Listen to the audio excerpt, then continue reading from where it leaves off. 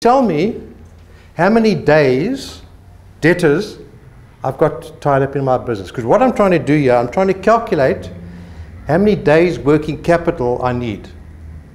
That's why I reduce everything to days. Now that's an important number, because if I can work out per day how much working capital I need, and I do a projection on my sales, like I'm going to increase my sales. If I increase my sales, I might have to increase my debtors. What effect is it going to have on my business? So what we're going to do is we're going to try and quantify. When I go into the bank, Mr. Bank, here's my forecast, and this, if you look at the current side of my business, this is what I base it on. Let's go on. All right. The next one, in terms of where the money is going to go to, could be stock. So stock divided by sales multiplied by 365. Now we know how many days stock we need. We're going to sell, if we're going to sell on credit, then we're going to have debtors. Not all of you do that, but I'm just saying this is the structure that we're trying to get through. And if we keep in stock, we can work out how many days stock we've got on hand. So what we do, it's this plus that. And let me just quickly fast forward the tape and say, let's assume that our debtor days worked out to be 40, for argument's sake, 40 days that we were having to give credit for. And let's assume that our stock was 60 days. Now, how are we going to fund this? Well, there's one way that we can fund it, is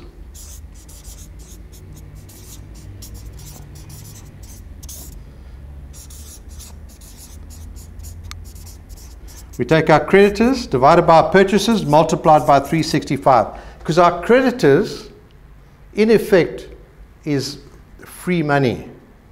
Because they're giving us a certain number of days, 7 days, 14 days, 21 days to pay for our stock. Now, I'm just going to use a simple example. Let's assume that it is 40. The only reason I'm doing that is that the 40 plus the 60 equals 100. Minus 40 is equal to 60 days of working capital that you need. Okay. The bigger the number of days working capital that you need, in exactly the same way as I did this little exercise here, the less profitable your business is. That's a fact. There's a direct correlation between the number of days working capital and the profitability in your business. I'll prove it to you. Let's just take a Pick n Pay. Excellent business model. How many debtor days do they have? Pick n Pay. They cash. They have zip. Nothing. Stock. They keep a minimum amount of stock. Every Friday you'll deliver then and then. Let's assume it's, I don't know, 30 days stock. Creditors, what's that number for Pick n Pay? Do they maybe stretch it a bit? Okay. So if that is 65, can you see that they've got a positive cash flow? We, a small business, have got a negative because we're having to fund so many days of working capital. In this big business environment, they've got money in the bank.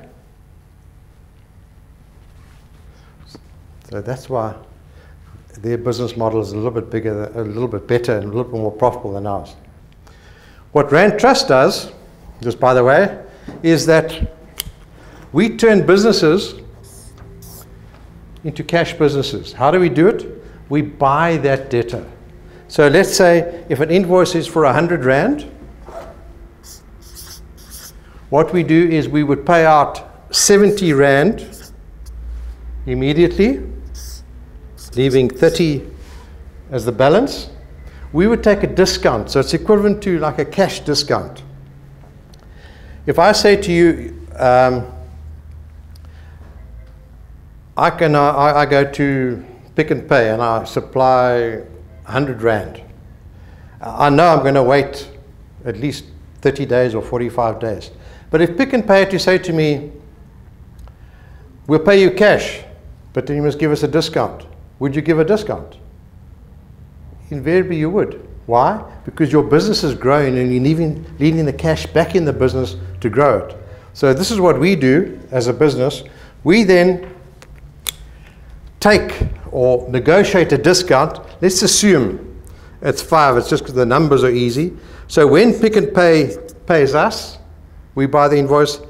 That money comes back to the SME, and we've already given them 70. So in our standard business model, we would give 95, and the discount of our standard vanilla is 5. We obviously negotiate for bigger amounts, etc. So what I'm trying to do for Clotex is saying, can we maybe get a wholesale rate for our Clotex customers? So in other words, that would reduce this, because that's a cost factor. If we could get a lot of people discounting, obviously we can give quantity discounts, and that's also part of the exercise.